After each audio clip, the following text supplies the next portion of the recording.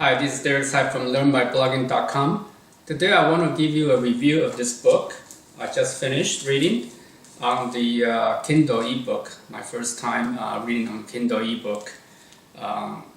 This is called Battle Hymn of the Tiger Mother. Battle Hymn of the Tiger Mother. This very relatively short book. Took me about 3 days to finish at night, evening. To give you a little bit overview is that this is about extreme parenting. This is a dilemma of Chinese parenting versus Western style parenting. And Chinese parenting, or she used a word very loosely. It's pretty much parents' choices how the kids should be behaving and should be studying, and versus the Western parenting. This is more about children's choices and appealing to the children. So some practice are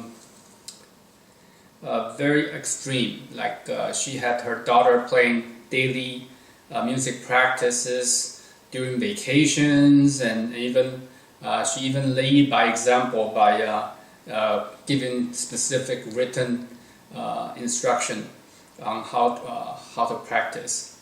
So and doing the and keep looking for the right teachers at the right time, and trying to raise the bar for her two children, Sophia, and the first child being Sophia, the second being Lulu. And her the way she approached it is that she never give up on your kids. You know better, and the kids will hate you for it, but it will hate you now, but they will appreciate in the future. And so that's kind of the essence of Chinese parenting.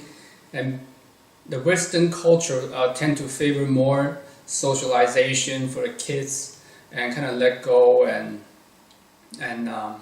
not much more of a fun over like technical skills, building confidence, and pushing oneself for success. And then the Chinese parenting, in her words, is more of like building a strong foundation for the kids, and then eventually when they cannot take it anymore, you can just let them go, or when they got to a certain maturity stage, you can let them go. So the discipline builds the confidence, and which breeds success, and so on. So if you know your heart, your kids are diamonds in the rough, wouldn't you want to polish it? And it's not so easy just to just let go and let them take shape whatever they want to end up with. The book is very funny to me. Is she said in many of the interviews that it's more of a self-parody, and I think that's people tend to take it too seriously. I think there's a lot of fun events and fun incidents that I laugh about it, because I can kind of relate to it, coming from the similar culture. It's not as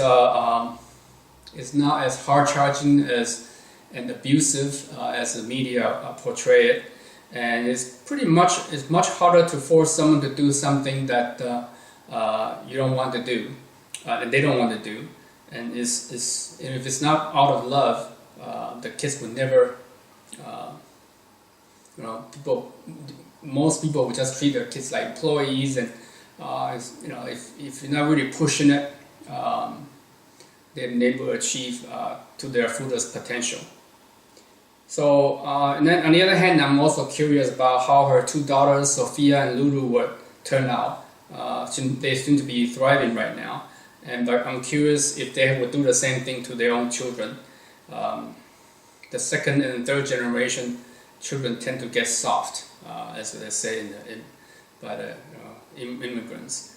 And I really admire Amy Cha. By the way, Amy Cha has the same last name as my Tsai, because that's how the Hokkien, that's where she came from, in Fujian provinces in her ancestry, which is the same as mine, and that's how they pronounce it, cha or tsua.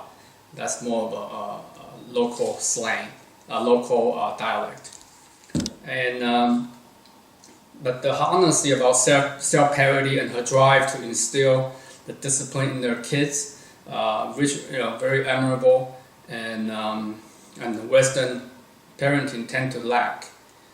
Not sure about how much of that can contribute to the creativity of the children. The kids might be thriving in terms of musical talents, pianos, and what have you. A lot of the technical drilling, mathematics, that type of stuff. And how much of that drilling can really translate to more of a creativity for the children, which is what people need these days in today's society.